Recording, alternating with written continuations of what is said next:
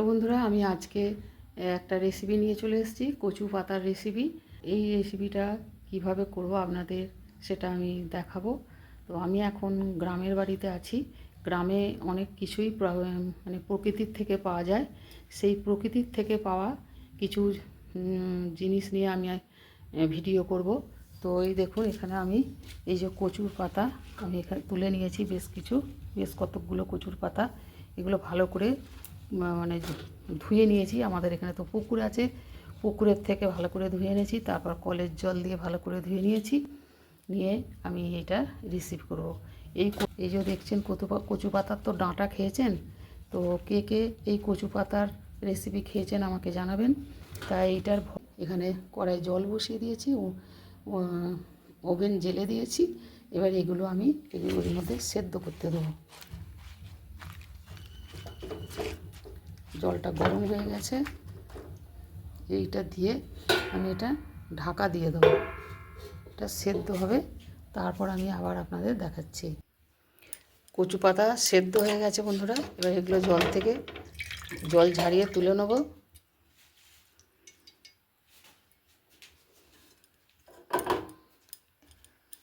কচু পাতাটাকে সেদ্ধ করে নিলাম।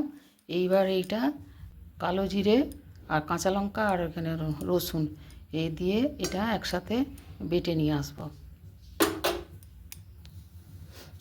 হ্যালো বন্ধুরা, আমি এই দেখুন পাতাটাকে বেটে নিয়ে চলে এসেছি।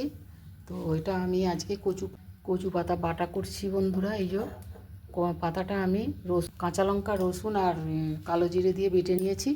এবার এদিকে কড়া বসিয়ে দিয়েছি। কড়াতে একটু সর্ষের তেল দিয়ে দিলাম।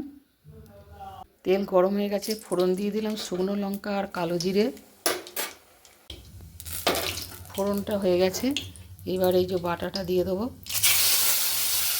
কচু পাতা সেদ্ধ করে নিয়ে বেটে নিয়েছি, সেই বাটাটা দিয়ে দিলাম।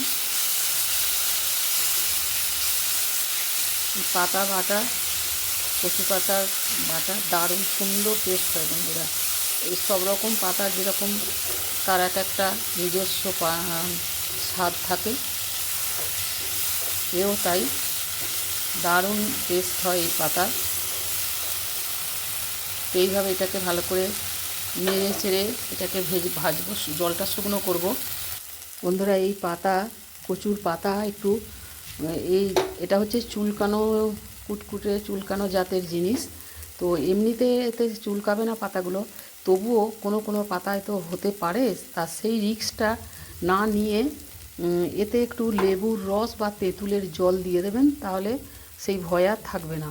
তো আমার এখানে লেবুটা নেই বাড়িতে, তো তেঁতুলটা আছে, তো একটু তেঁতুলের কাঠ আমি এর মধ্যে দিয়ে দিচ্ছি। এতে হালকা হালকা একটা টক ভাব থাকে, টেস্টটা ভালোই হয়। এবার এর মধ্যে স্বাদ মতো লবণ দিয়ে দেবো। লবণ দিয়ে দিলাম।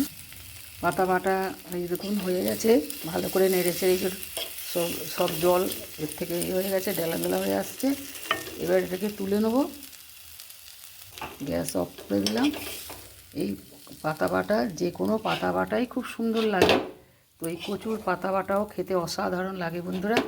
এই দিয়েই আপনার গরম গরম ভাত এক থালা খাওয়া হয়ে যাবে, আর কোনো তরকারিরই প্রয়োজন হবে না। তো এগুলো শহরের দিকে এগুলো কিনে খেতে হয়।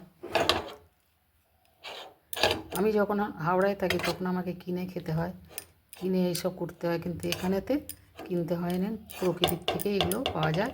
অসাধারণ টেস্ট হয়েছে বন্ধুরা, এত সুন্দর খেতে হয়েছে, আপনারা না খেলে বুঝতে পারবেন না। একবার হলেও আপনারা এটা খেয়ে দেখবেন, যে এই দিয়েই আপনাদের ভাত খাওয়া হয়ে যাবে। কেমন লাগলো অবশ্যই জানাবেন, আর ভালো লাগলে লাইক শেয়ার কমেন্ট করবেন। আজকের মতো তাহলে রাখছি। আপনারা খুব ভালো থাকুন, সুস্থ থাকুন, টাটা।